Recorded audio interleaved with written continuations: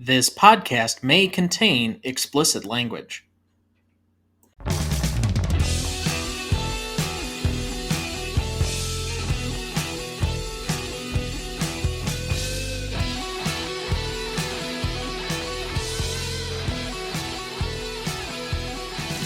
Welcome to the Greatest Movie of All Time podcast, the show that uses a unique grading style to redefine what the greatest movies are. I'm Tom Duncan. And I'm Dana Duncan. Tonight, we apply our patent-pending Stanley rubric to another Alfred Hitchcock film, this one from 1948, celebrating its 75th anniversary on September 25th. Directed by Alfred Hitchcock, it's Rope. Screenplay by Arthur Laurents, adaptation by Hume Cronyn, starring James Stewart, Dall, and Farley Granger. This movie is notable for its long takes that are cut together to make it appear as one continuous shot. So let's start here, Dad. This is our 7th time discussing an Alfred Hitchcock movie so far on the show, and we have plenty of his library yet to cover. What makes his movies, in this case 75 years later, so rewatchable and discussable? Well, he always seemed to take a subject. We're talking about how popular true crime podcasts are and how true crime television shows are. And the popularity of television shows like Law and Order that has been on, I think, since like 1955. The aspect of what he's talking about, murder, suspense, the macabre, has always been something that stirs the American prurient interests.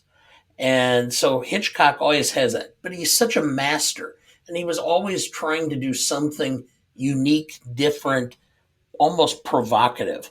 And the way that he filmed this was done differently than anything that was done before, to try to see if there was some way he could do a technique that would be unique and exceptional.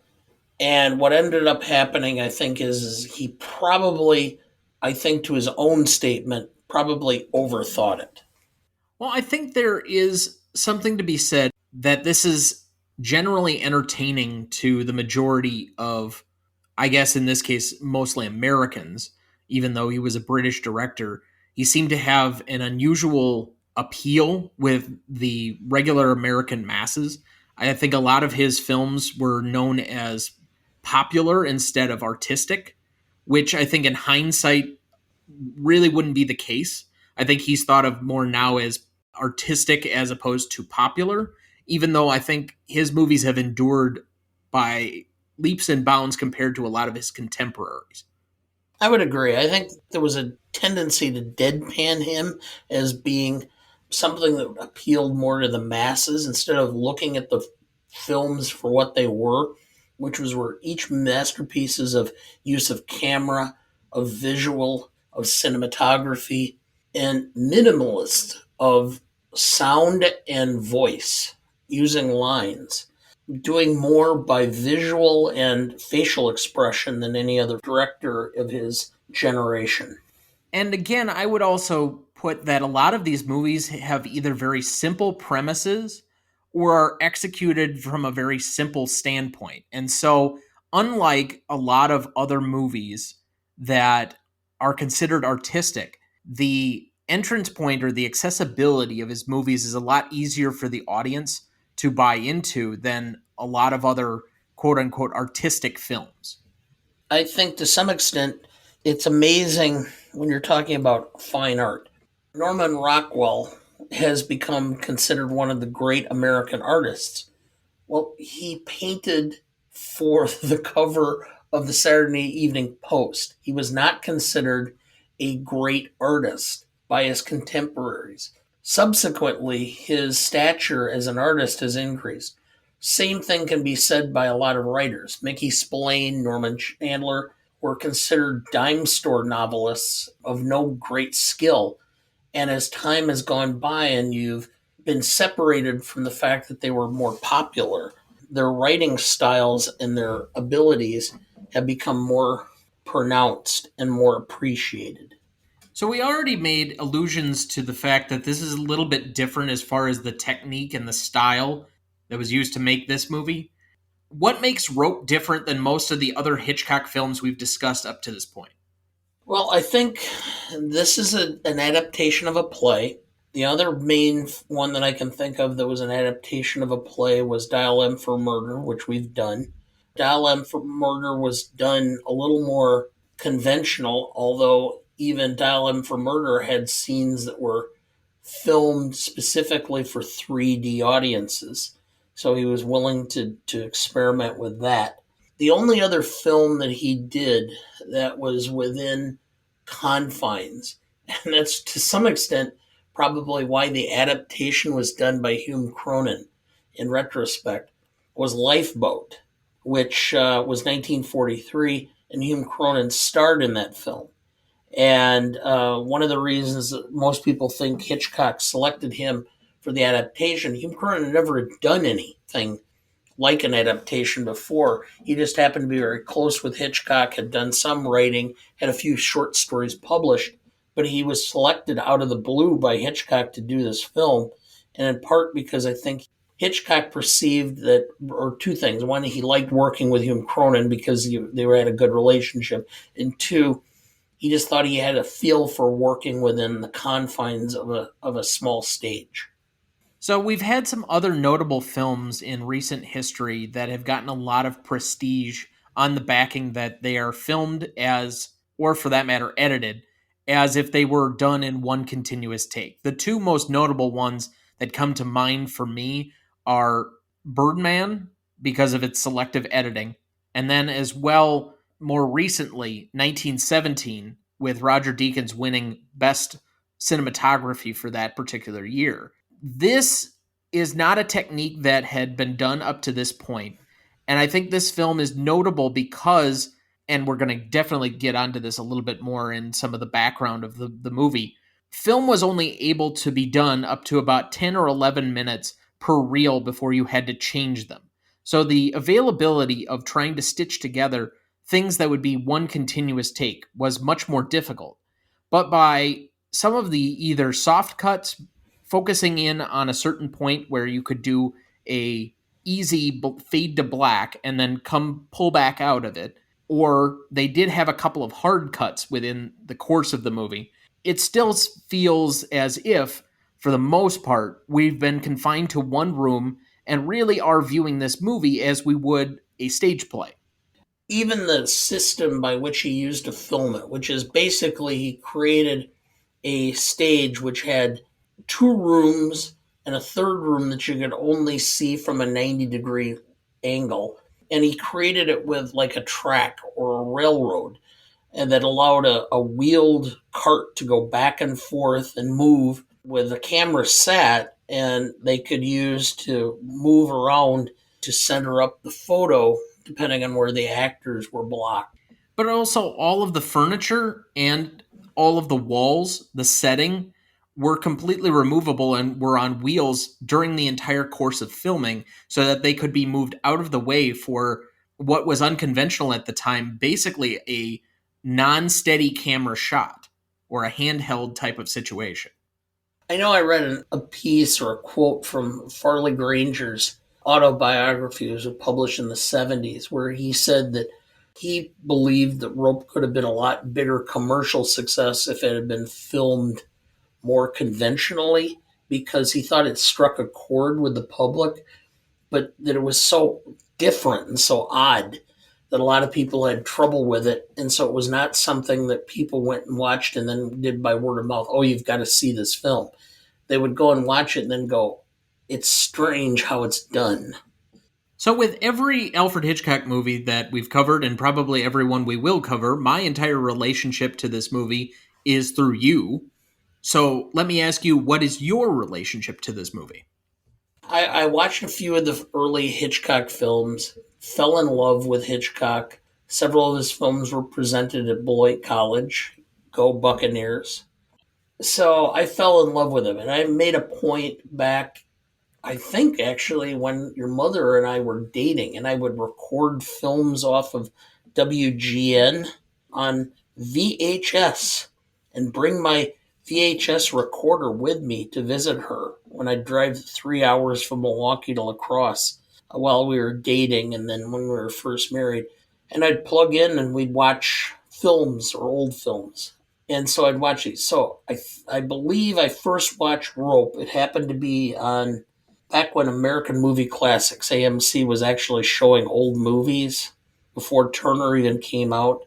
I want to say this was on, and because it was Hitchcock, I watched it, and I was just mesmerized by the cinematography, the staging, and to some degree the acting. And I know that we'll get into the best performances and all that at some or here later, but one actor just always made me both have level of admiration and creeped me out at the same time. So then what do you think this movie is about? It's about murder, it's about conceit and believing that one is better than his contemporaries and has some ability to dictate how life will be or should be. I think if you're looking for a particular theme, I would say it's either pride or hubris that first come to mind. If I'm looking for more of a plot reduction, I would say it's two partners in crime that can't agree after the fact on anything going forward. I mean, realistically, this movie boils down to one feels guilt of their actions because he's the one that actually committed the true crime, while the other one is boastful and rather flippant about his actions. Correct. So let's get some more background then on the film. Do you have a plot summary ready for us? I do. Philip Morgan, Farley Granger, and Brandon Shaw, John Dall, strangle a mutual friend to death with a piece of rope to experience the supremacy of murder. Planning to capitalize on this experience, the two plan a dinner party upon the very chest where they have laid the victim. To make matters worse, the pair welcome their invited guests, including the victim's oblivious fiancée, Joan Chandler, the victim's parents, and the college professor, James Stewart, whose lectures inadvertently inspired the killing. Will the two succeed and prove their superiority, or will they fail and prove the folly of their efforts? Thank you. Cast for this movie: Alfred Hitchcock as director, Hume Cronyn as credited for the adaptation, Arthur Laurents, screenplay, James Stewart as Rupert Cadell, John Dall as Brandon Shaw, Farley Granger as Philip Morgan, Joan Chandler as Janet Walker, Sir Cedric Hardwicke as Mr. Henry Kentley, Constance Collier as Mrs. Anita Atwater, Douglas Dick as Kenneth Lawrence, Edith Evenson as Mrs. Wilson, and Dick Hogan as David Kentley. Recognition for this movie: Rope was wide released on September 25th, 1948. According to Warner Brothers Records, the film earned $2 million domestically and $720,000 overseas, making it outside the top 15 of 1948. In Rope Unleashed, screenwriter Arthur Laurents attributed this failure to audience uneasiness with the homosexual undertones in the relationship between the two lead characters. Roger Ebert wrote in 1984, quote, Alfred Hitchcock called Rope an experiment that didn't work out, and he was happy to see it kept out of release for most of 3 decades. But went on to also say, quote, Rope remains one of the most interesting experiments ever attempted by a major director working with big box office names, and it's worth seeing. Rope currently holds a 92% on Rotten Tomatoes among critics, a 73 score on Metacritic, and a 4.1 out of 5 on Letterboxd. Did you know? This was Alfred Hitchcock's first movie in color. Did you know? This movie is very different from Patrick Hamilton's play of the same name. Alfred Hitchcock made his own adaptation with Hume Cronyn, and they created new dialogue and characters for their adaptation. In the play, there is no Janet Walker, no Mrs. Wilson, no Kenneth Lawrence, and no Mrs. Atwater. The play takes place in England. Brandon Shaw is Wyndham Brandon, and Philip Morgan is Charles Granillo. In the play, Rupert Cadell is only 29 years old, and he is the current teacher of only Wyndham Brandon and Charles Granillo. In this movie, however, Rupert looks like he is at least around the age of his mid-40s, and Rupert has been the teacher of Brandon Shaw, Philip Morgan, Kenneth Lawrence, and David Kentley. In this movie, Rupert is also currently a publisher. Did you know? This movie was shot in 10 takes, ranging from 4.5 minutes to just over 10 minutes. the maximum amount of film that a camera, magazine, or projector reel could hold. At the end of the takes, the movie alternates between having the camera zoom into a dark object, totally blacking out the lens, and making a conventional cut. However, the second edit, ostensibly one of the conventional ones, was clearly staged and shot to block the camera, but the all-black frames were left out of the final print. Most of the props and even some of the apartment's set walls were on casters, and the crew had to wheel them out of the way and back into position as the camera moved around the set. Did you know? Since the filming times were so long due to the elongated takes for each shot, everybody on the set tried their best to avoid any mistakes. At one point in the movie, the camera dolly ran over and broke a cameraman's foot, but to keep filming, he was gagged and dragged off. Another time, a woman puts her glass down but misses the table. A stagehand had to rush up and catch it before the glass hit the ground. Both parts are used in the final cut. Did you know? Alfred Hitchcock dismissed his experiment with 10-minute takes as being just a stunt. Did you know? In a Dick Cavett interview, Alfred Hitchcock seemed tired of answering the question on why he did the 10-minute takes, and his answer, through a bit of a sigh, was that it fit the framework of a stage play, and that it kept the actors alive, like a play. Did you know? Although this movie lasts 1 hour and 20 minutes and is supposed to be in real time, the time frame it covers is actually longer, a little more than 1 hour and 40 minutes. This is accomplished by speeding up the action. The formal dinner lasts only 20 minutes, and the sun sets too quickly, and so on. The September 2002 issue of Scientific American contains a complete analysis of this technique and the effect it has on the viewers who actually feel as if they watched a 1 hour and 40-minute movie. Did you know?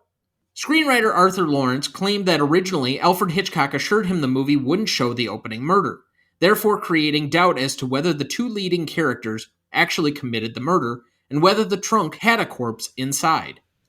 Did you know? This movie was banned in several American cities because of the implied homosexuality of Philip, Farley Granger, and Brandon, John Dall. Did you know?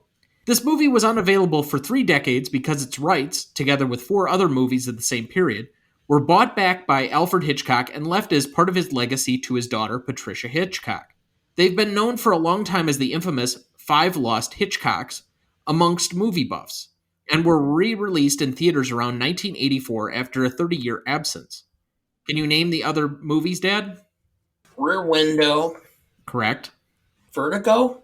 Correct. The Birds? No. Okay. Notorious? Nope, you're too far back now. The Man Who Knew Too Much, the U.S. version from 1956, which we've covered on the show, and The Trouble with Harry from 1955. That's right. Yep. Which is one of the Hitchcock films I have never seen. Did you know? This was the only movie James Stewart made with Alfred Hitchcock that he did not like. Stewart later admitted he felt he was miscast as the professor.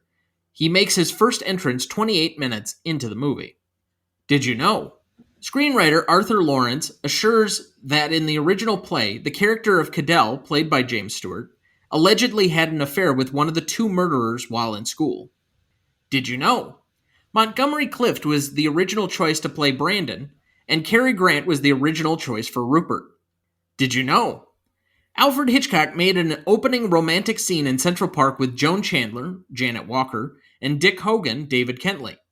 The scene was used for the 1948 promotional trailer, but deleted from the movie. Did you know? The theatrical trailer features footage shot specifically for the advertisement that takes place before the beginning of the movie. David, the victim, sits on a park bench and speaks with Janet before leaving to meet Brandon and Philip. James Stewart narrates the sequence, noting that's the last time Janet and the audience would see him alive. Did you know? The Cary Grant and Ingrid Bergman film of which Janet Walker and Mrs. Atwater are struggling to remember the title of, for Mr. Cadell, is Notorious from 1946, which was also directed by Alfred Hitchcock. And with that, we'll take our first break, and we'll be right back.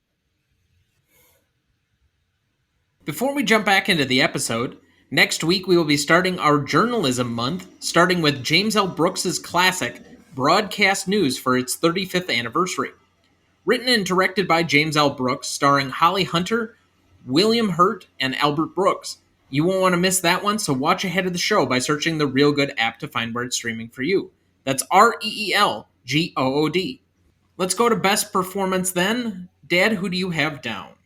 I actually have John Dall. I know there was a lot of critical acclaim for Farley Granger's performance in this, but John Dall, every line he gave and that very sly little smile he had was so creepy, and it just portrayed the character so well that I had no choice ultimately to pick him as the best performance. He so performed this over the top of what it should be without being outlandish. I mean, his ability to just be that slimy know it all was so good, and his delivery of the obnoxious, cynical lines was so well paced and on point that I just thought his performance was overwhelming. I think he is the central figure that takes up more oxygen in the room than just about anybody in this film. And while I didn't go with him for either best performance or best secondary, I think he very well could have been either one of those. It was because I was specifically pigeonholing him into most charismatic. Every scene, he takes up all the oxygen in the room with his just smarminess. Yes, that's a good term. It's engrossing. You equally want to hate him and see him undone for his hubris and his pride. But at the same time, you feel this uneasiness because you don't exactly want them to get caught either. And it's a real trick of filmmaking to be able to have a movie that you're fighting against yourself while watching it.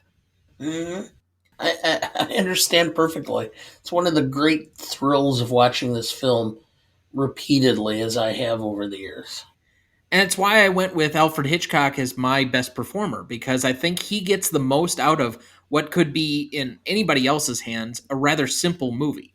But by his technical hand, pushing the boundaries of what he was able to do up to that point, thinking of a complete new method that nobody had even attempted or been close to up to this point, in order to get the maximized value out of his screenplay, I thought was ingenious. It adds additional layers onto this movie. Otherwise, it would just be another background film. I don't think that the editing and cinematography legacy that this movie has would be necessarily as high if it were in anybody else's hands. And so I think from all those standpoints, I felt almost compelled to go in that direction. No, I understand, and that'll explain, I think, a lot of your points, but from a different angle slightly, we'll get to my most charismatic. So you and I probably just flipped where we were at on that one. Yes. So interestingly, I actually put Hume Cronyn as the best secondary because I looked at and kind of just briefly skimmed the original version of the play. It's much more straightforward. It has less characters, it has less character development. And I think that for an hour and 20-minute movie, you get to meet all like 8 or 9 characters in this movie and pretty much understand all of them and what makes them tick. And by extension, I think that's just some absolutely fantastic writing to be able to come up with that many new characters, but not make the movie feel that much longer. For an hour and 20-minute movie, you feel like you get enough screen time with just about every character, even though some of them are only in the movie for about 20 minutes. And I think to some extent, Hume Cronyn was so close in his relationship with Hitchcock because this was not the only film they collaborated on. I mean, as I indicated, he had done Lifeboat and then had been collaborating on others. Hume Cronyn had been with Hitchcock and his wife. And then Jessica Tandy, who was Hume Cronyn's wife, famously from Driving Miss Daisy into the 90s. They were so close with Hitchcock, he knew what Hitchcock was thinking and could anticipate creating and writing in such a way that it would enhance and further his ideas, his concepts, and his blocking of the shots. He knew what would show and what would not show well in a Hitchcock film. So who's your best secondary then? Farley Granger. He did a very phenomenal job of being the sniveling, regretting character that was completely in remorse and self-loathing throughout the film. He didn't overplay it, played it very tactfully, but at times his meltdowns were so precise and right on point for somebody that's supposed to be intellectual and controlling and able to limit his emotions, that it was such a unique performance. I understand why the critics really raved about his performance, but I think it was secondary to Dall simply because Dall had such an ability to be somebody you loved and hated at the same time. There was just a certain sympathy that you drew from Granger because even though you're like repulsed by what he's done, you still had some level of sympathy for him. So then we already got my most charismatic. Who was yours? I had Hitchcock, and the reason I went with Hitchcock is again because this foretold a large aspect not only of Hitchcock but of filmmaking in general. To show the actual murder itself with the rope was an advance in filmmaking. He did it repeatedly throughout the 40s and 60s. I mean, he didn't really show the murder itself, but he implied most of it in Psycho. But you think about the murders that took place North by Northwest, in The Man Who Knew Too Much, in Rear Window. Well, I guess not really in Rear Window per se. Or North by Northwest. You don't see a single murder in North by Northwest. Yes, you do. When Townsend's murdered in the United Nations building. You don't see it. You do not see the knife plunged into his back. You just see him collapse into Cary Grant. All right. Okay. I guess to some extent it's more implied, but maybe this went a little further than Hitchcock decided he needed to in the subsequent films. But it's still, I think this was a predecessor for so much and for so many films as far as horror, suspense, and the whole genre. I think but for Hitchcock, you do not have films like Scream or Halloween. So let's move to best scene then, which is hard to discern given that this is supposed to be a one-shot continuous take film. But I have 6 here down, and you can certainly add to this if you need to. So the scene we just talked about, David's murder. I think the next one that you can maybe differentiate is setting up for the party. Then there's Kenneth and Janet, when they're both introduced and they first make their appearances. Strangling chickens, which I think is kind of the first real inclination that this whole plan is going to unravel for the two of them. Murder for the superior few, and that's the Nietzsche discussion that they have about 2/3 of the way into the film. And then finally, Rupert returns. So basically the last 15 or 20 minute sequence when he comes back to look for his cigarette case. Yes. Did I miss any? No, I think that pretty much kind of breaks up the film adequately. So I could have gone in a few different directions for best scene on this one, and I'm still a little bit torn because I think that the murder for superior few is a very well done scene because you have to get a righteous indignation from one character. You have to have a character who's both balancing being joking on top of also being somewhat serious, and that he's somehow agreeing with the philosophy of the two murderers. You have to have them trying to sell their point of view. And so there's a lot going into that scene, but I really think that if you're going to have your star be the top billing on the movie, the most involvement and the best work that he does in this movie is about the last 15 minutes. So I'm going to go with Rupert Returns and his self-righteous speech that he essentially gives to the two of them as he slowly tries to unmask them for what they've actually done. Well, for me, best scene is the conversations setting up the party, because I think there are so many lines that are unique, special, and stand out, and you really see the character development of Brandon and Philip that really sets the tone of the rest of the film. As far as favorite scene, I think I'll go back to the discussion on the superior few and murder. I think for me, that's one of the more enjoyable scenes because of the repartee between all parties accounted for during that sequence.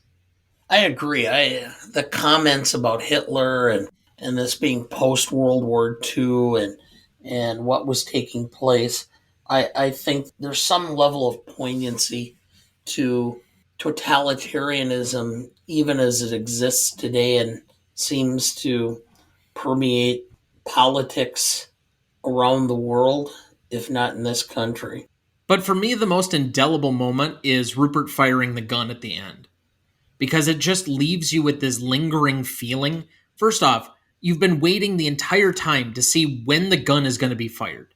And you kind of are upended a little bit when Rupert points to the gun and says, "Are you planning to shoot me?" And then he throws it onto the piano. Only for Farley Granger Philip to grab the gun and try and do something with it, then there to be a struggle. So you've been basically toying with this gun and it potentially going off for about 10 minutes, changing hands repeatedly, up until that final moment where he feels that self righteousness and says they're both going to die. And what is he going to do with the gun? He bangs open the window and he shoots it off. And then we are left with just sitting with this sinking feeling that they have to sit with their crime and their shame and their embarrassment that the one person, particularly Brandon, wanted to impress, the one person they thought that would be on their side, feels nothing but absolute disgust towards them. It is the best scene. It's by far.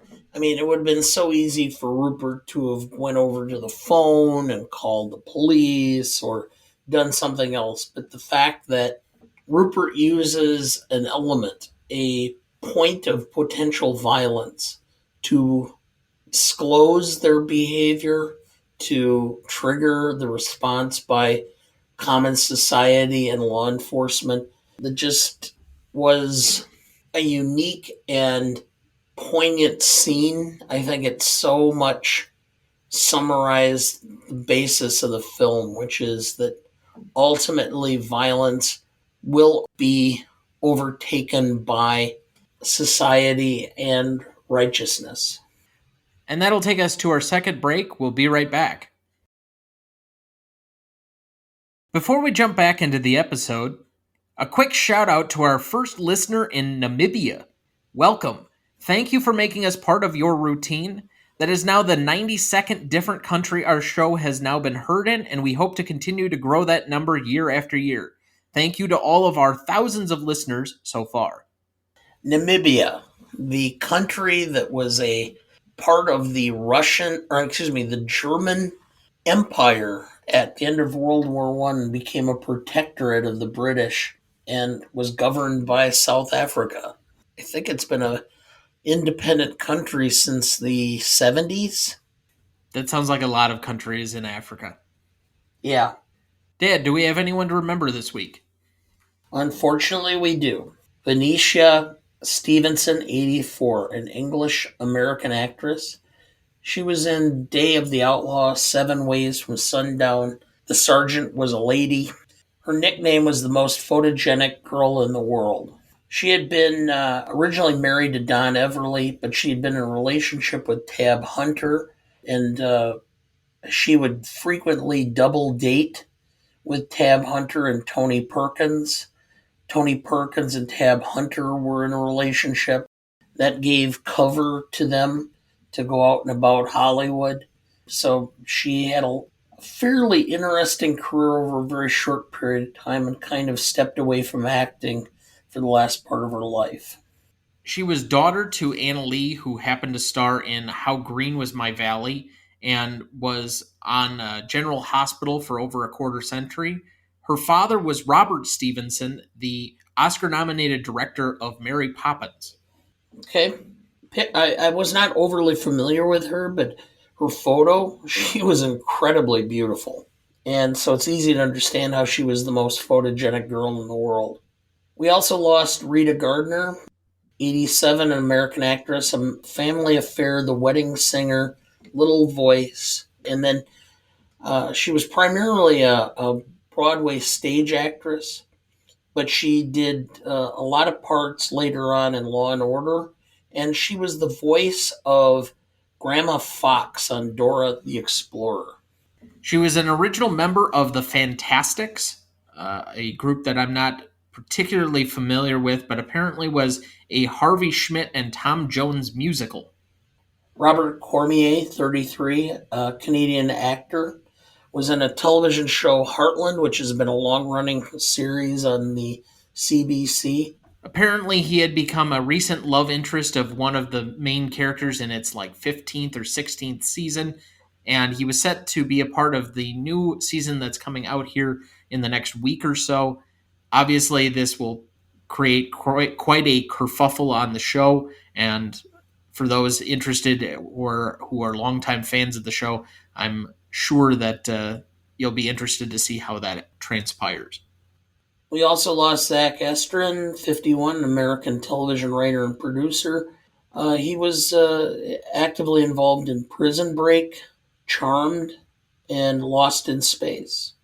He specifically got his start on Prison Break, but one of his personal projects was the reboot of Lost in Space that took place over 3 seasons, I think, on Netflix.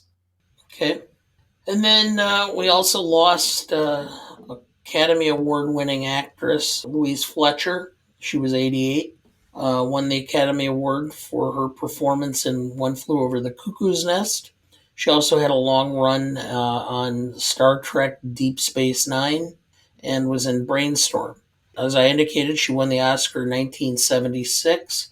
She was nominated for 2 Emmys for her performances on a show from the 90s, Picket Fences, and another show that was on briefly, Joan of Arcadia. Obviously, her most notable character is Nurse Ratched, the absolutely abhorrent nurse in One Flew Over the Cuckoo's Nest that had a recent reprisal, I guess is the best way to put it, of the individually devoted TV show on Netflix for anybody who watched that in the last couple of years. So we remember all of these here for their contributions to TV and film and for their performances with a moment of silence in their honor.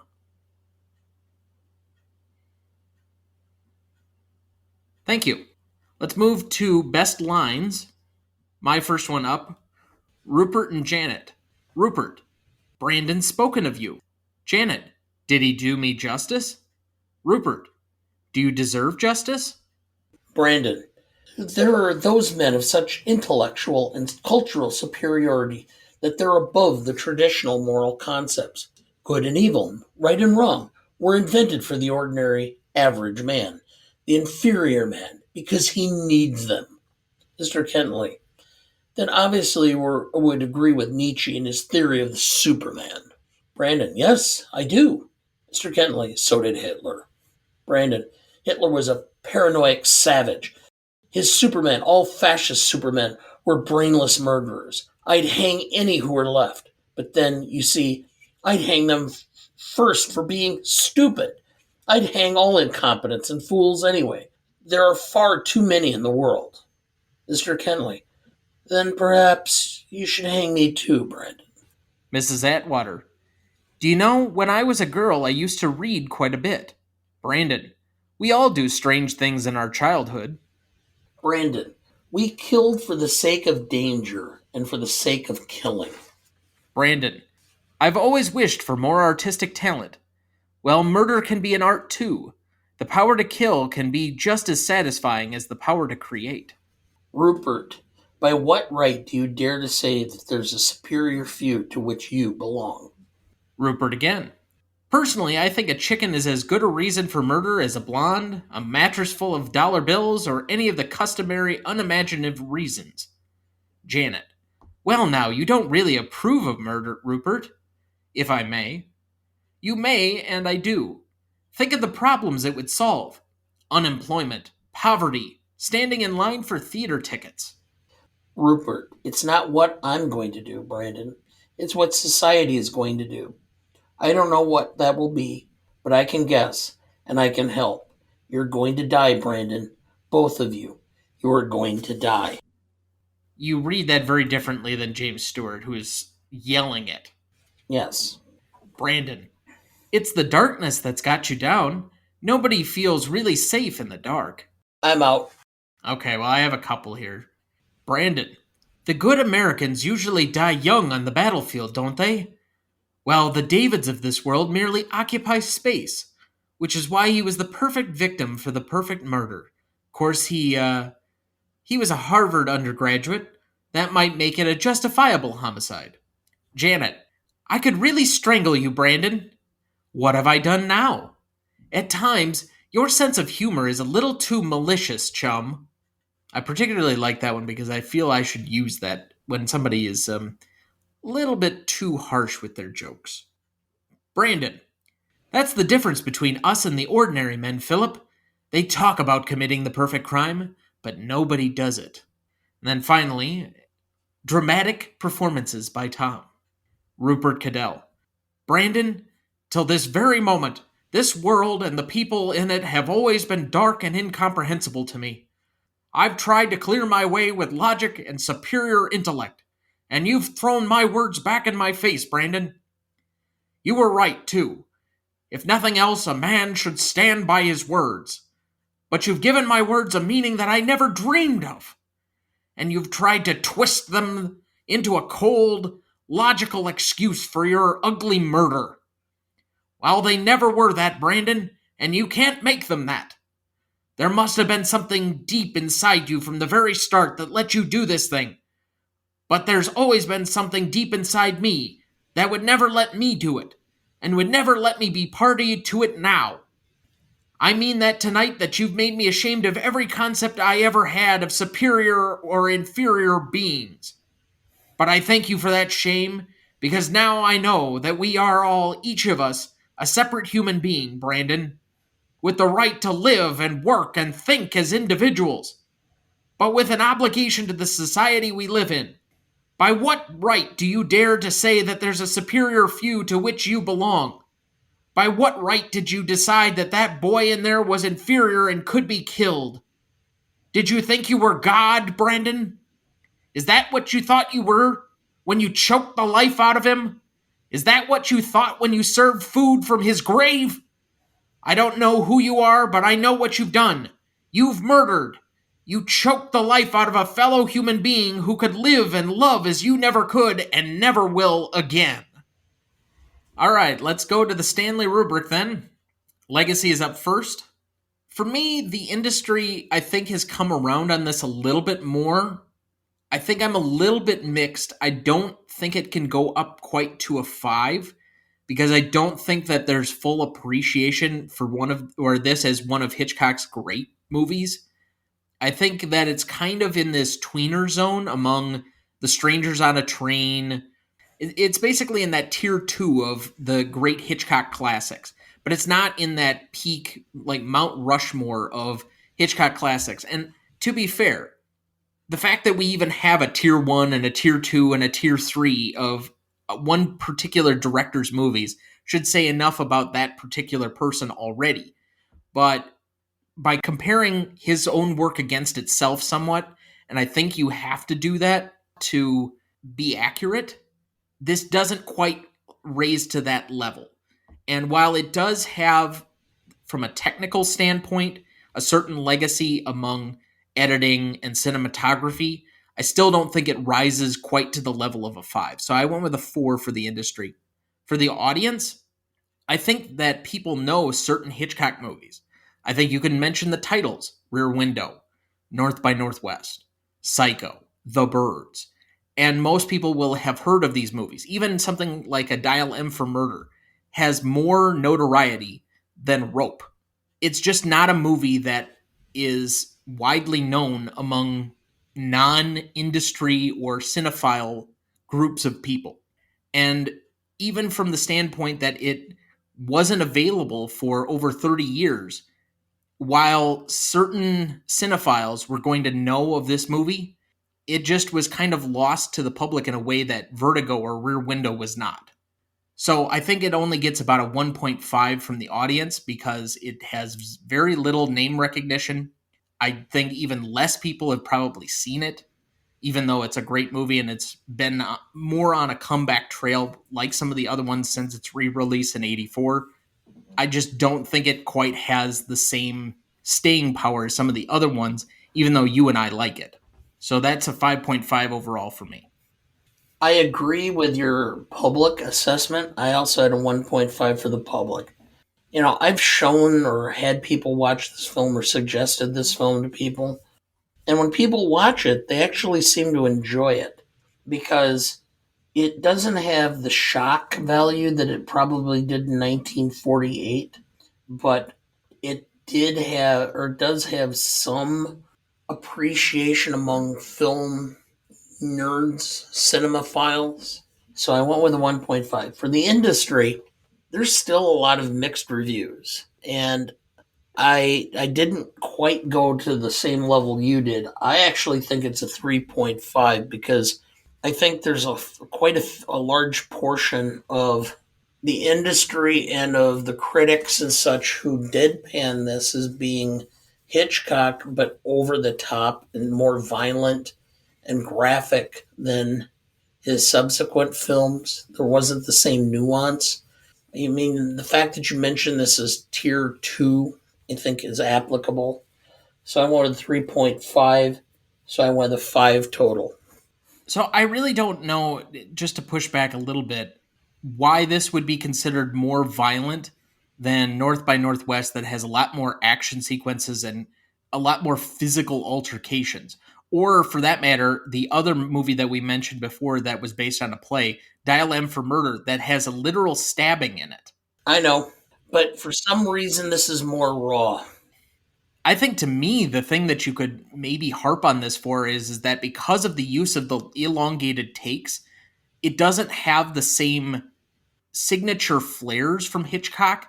The close-up shots, the close-up to faces that are staring down the camera that he uses in a lot of his movies, certain things that were notable qualities of Hitchcock movies. And I think this looks differently by comparison because he pushed the envelope on the technical aspect in this particular film. And I think that might be where some of the criticism is. But by that same token, it's the other thing that kind of lifts this up. And so I think it's kind of in between. It's not going to reach the high highs, but I don't think it also can be pushed too far down either. But regardless, that's a 5.25 between us. Well, and to that comment, I would point out Hitchcock films are unique in that the tension, the suspense builds over the course of the film, but there are moments by scene where it will spike and then it will release. And you'll come down from that spike, but it will never get back to the base where you started before the film. So if you started at 0, you have a scene, it'll go up to a 3, and it'll drop down to a 1. But you're at that 1. Now you keep going along there, and all of a sudden you spike, and it's up to a 4. Now it drops down to a 2. And that's the difference. This film started out going to about an 8, and then kind of tipping down, but the rest of the thing was high suspense. There's no point in this film where you have the release of that suspense and tension because you know what's in the chest. You know all the actors are portraying. The closest you have is to the scene where the housekeeper is going to open the trunk to put the books in, and it's dispensed with by Brandon. That's the only scene in the entire film where it builds to a crescendo and then that tension is released somewhat. I wouldn't even say it's released. I would say it's stunted. I guess that's really a better way of putting it. Because I think that's really the one significant time in the movie where Hitchcock does not focus on his actors. He focuses subtly on her cleaning up the table and then bringing all the books back to put them in the chest. And that's deliberate in order to build up that exact tension that you're talking about. It's literally a Chekhov's gun with the body in the room the entire time. Yes, I understand. So impact significance. I went with a 3 for the industry. As you mentioned, mixed reviews at the time, or at least continuing mixed reviews, but at the time, this was really kind of an up and down film as far as the critics were concerned. It had very low attention and had no awards recognition at all, which is unusual for a lot of Hitchcock films. They have at least something to their name. The fact that this isn't considered for some larger prestigious award or even something minor, given the technical aspects, I just don't think that necessarily sits well. And due to the rather low box office, I had to go for a 1.5 on the audience for this for a 4.5 overall. It was not a significant movie at the time. I think if it's grown at all, it's grown in stature among the industry, and that's about it. Well, the mixed reviews, I had a 3 for the industry, but it was finished within the top 15. You seem to forget It did that. not finish in the top 15. I thought you said that it was. No, I said it finished outside of the top 15, and it was a notable failure. Oh, well, I think that there was some aspect that it was at least somewhat viewed. I wouldn't say it was a complete failure. I think it was not as big a box office as they would like. So I went with a 2 for the public, 5 overall for impact and significance at the time. So that's a 4.75 between the two of us. Novelty. While it's based on a play, it's really nothing like the play. The play is more or less the shell, and they ripped out all of the guts and then put in some new parts and kind of kept the rough outline of the play, but not necessarily the intent or a lot of the dialogue. So you can't judge this in the same way that you have others that are adapted on previous works.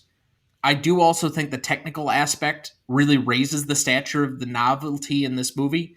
The long takes are unique, and there's a real flair to everything that's done within this movie as a result of that was completely unheard of up to this point. So while I don't feel that justifies a full 10, partly due to some of the execution, I wouldn't say this is a perfectly executed movie. I will say a 9 feels warranted. Okay. When you think of it, I this is based on a play, but it's also based on a true story. Leopold and Loeb from the 1920s. This started the basic film of true story crime drama. It's graphic in nature of the murder, which I think foreshadowed a long lineage towards the horror films of today. I think that it's most unique because of that, but because it still is an adaptation of both a play and a true story, I can't give it a complete 10. So that's why I went with a 9, but it is very unique and very novel as to how it was shot, how it was presented, and how it was done. And really, even though you say that it's adapted from a true crime type of situation, it's very far from any of the circumstances that it's allegedly based upon. Other than the fact that you had two wealthy students of upper middle class or upper class lifestyle killing somebody else, the circumstances are almost entirely different. Correct, because in the case of Leopold and Loeb, at least one, and I think maybe both of them were law school students, which, having been in law school, it could almost drive you to kill. But classicness, your category. There is so much of this film that still exists. There's this aspect of culture yet today of the Superman applying Nietzsche. And whether you see it on talk radio or on or opinionated television, Or somebody suggesting driver immunity day. yeah, well, I know. Yeah. It's just a certain thing that you kind of appreciate that this continues, this debate where there's a contemplation that there's a set of elites who get to just dictate to the rest of us what life is, how life should be lived, and how society should behave. And we continue in that vein. I could not think of anything other than that. I mean, we're talking about upper class society in the late 1940s, post World War II in New York. I can't necessarily find fault with a period piece. It's not like they were going to have a large relationship with African Americans or other minorities. The fact that two of the characters in this who played a significant portion were female, I think is good. I gave it a 9 for classicness. All right. So I will see your 9, and I will raise you slightly. Ooh. I think that while this is clearly using the bones of a play from about 10 years prior that was loosely based on a crime from 24 years prior, there are elements of this which are currently relevant yet and were well ahead of its time.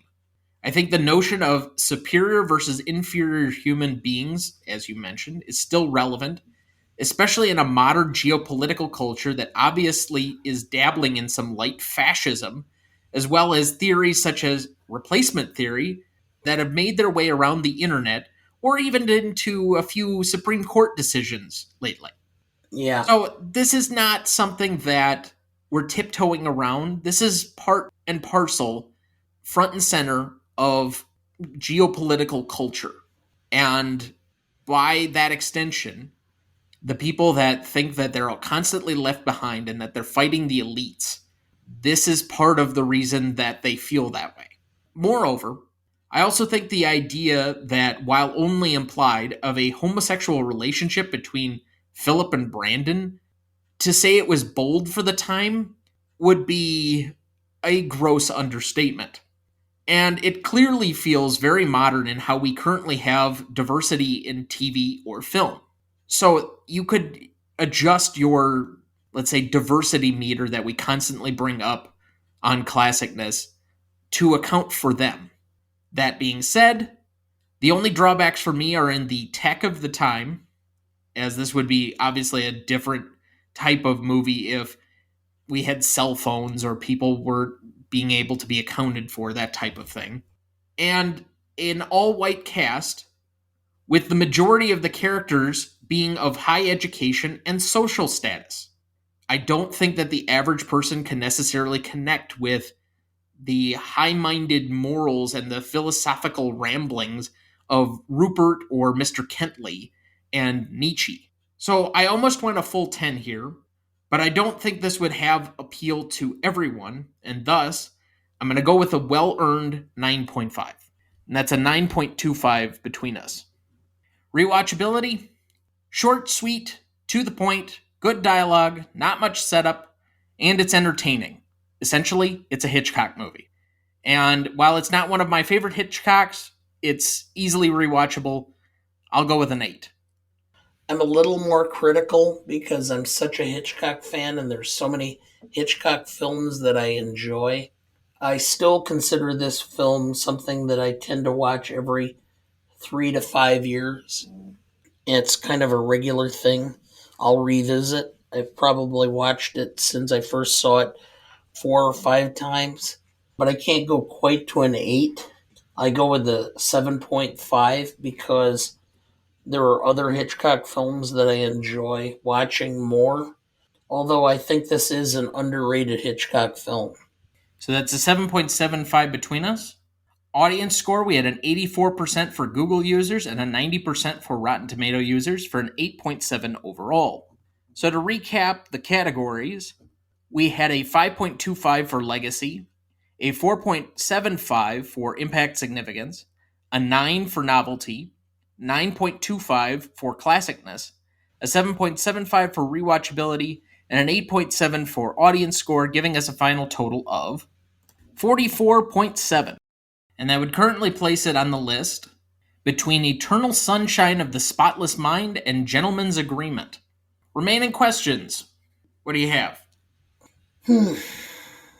I don't really have any specific other than there were bookshelves everywhere in that apartment. Why were they storing the first edition books, which are more valuable, in a chest as opposed to placing them on the shelf? Good call. Okay, so my biggest contention is if Rupert didn't actually want to justify murder, which if you just take his statements at face value, it seems like he does, then what was he really trying to say? Well, as you and I have discussed, a particular sports talk show, some people just want to be provocative because they think it makes them sound more important. And I think to some extent that's Rupert. He tried to talk big in order to advance himself as being something more than he was. And when push came to shove, what his statements were not consistent with what he really believed in his soul. Okay. So, in essence, he was just toying with the idea of the theoretical exercise as opposed to actual belief. Application. It's theory versus application. It's fun to present a theory. It's much different when that theory ends up being application. That's a really good way of putting it. My only other one, why would Brandon choose David to murder instead of Kenneth? Yeah, I know. I mean, obviously, there were a lot of people who were very motivated to maintain his health, security, and his well being. You always, if you're trying to go for nondescript, go after people that don't have anybody to directly question and care about them. And by choosing the one where it's in your social circle, so already you're going to be fingerprinted a little bit, and then causing a ruckus, which already was way too far on the hubris scale for us to measure, and then putting it with all the people that he would or that he's clearly cared about by. I don't quite understand that if they were going to pick one of their friends, they don't pick the lonesome guy who doesn't talk to his best friend and dumped his former girl. I understand your point, but maybe that's too easy. Maybe their hubris had to go to such an extent that they had to pick somebody that they could slyly rejoice in the pain and sorrow that they created among the people they were around. But they immediately justify it in setting up the party, him being a complete nobody. And that just does not seem to be the case. I know. I mean, what is a nobody, I guess, ultimately? All right. Remaining thoughts for the week. Nothing. I'm looking forward to Journalism Month. I haven't seen broadcast news in a number of years, so I'm looking forward to watching that this week. And some of the other films we have, we're firmly getting into the final pace or the final part of the year. We'll be looking at dealing with things around Thanksgiving and then ultimately Christmas. I noted at my staff meeting 10 days ago, actually, from when we're releasing this, that it was 90 days till Christmas Eve. So from today, it'll be 80 days until Christmas Eve when this is released. And that's a good note for us all. Christmas is coming. Apparently, we have to prepare this far in advance. As far as me, obviously the seasons are changing, which is always kind of a new part of the year for me. As things kind of get colder, you get more tired. You feel it more in your bones a little bit as to where things are headed going into a winter cycle, particularly this week where it kind of flipped on a dime, at least where I'm living. And from being kind of in the 80s all of last week to being suddenly in the, I think, mid 40s when I went out to check on my car this morning or get in the car to go to work. Wisconsin weather is a fickle thing, to say the least. That being said, I'll leave a small personal recommendation on a TV show that I'm sure a lot of people are already on or watching, and so you probably don't need my recommendation. But as a fan of the Lord of the Rings movies, I personally recommend the TV show on Amazon at the moment. I think it does live up to the honor of the Peter Jackson films and introduces some nice characters that tie into the movies. And while it is somewhat of a prequel, it's far enough ahead of the trilogy of movies that it doesn't feel like it's treading on some of the original source material and can be its own thing. As opposed to the other prequel series at the moment on HBO for Game of Thrones that I just have had such a hard time connecting to due to the massive amounts of time jumps from episode to episode. So I think they need to clean that one up and maybe go back to the drawing board a little bit. I actually, for whatever reason, think that HBO lost this particular battle as it was posed a couple of weeks back when both shows debuted within a couple of weeks of each other. So that'll do it for us this week. Thank you for listening. Where are you headed, cowboy? Nowhere special? Nowhere special. I always wanted to go there. Next week we will be starting our journalism month, starting with James L. Brooks's classic Broadcast News for its 35th anniversary. Written and directed by James L. Brooks, starring Holly Hunter, William Hurt, and Albert Brooks. You won't want to miss that one, so watch ahead of the show by searching the Real Good app to find where it's streaming for you. That's REELGOOD. Please like, follow, rate, and review, or whatever on whichever platform you have so that more can join in on our fun. You can also email the show at thenewRonnieduncanstudios.com or sign up for our newsletter, find our new Facebook page under Greatest Movie of All Time Podcast, or find us on Instagram, Twitter, or now TikTok at the handle @GModePodcast. The Greatest Movie of All Time is a production of Ronnie Duncan Studios. Our show is mixed, edited, and written by Thomas Duncan. Our music is thanks to Purple Planet Music. Our technical provider and distributor is Captivate FM.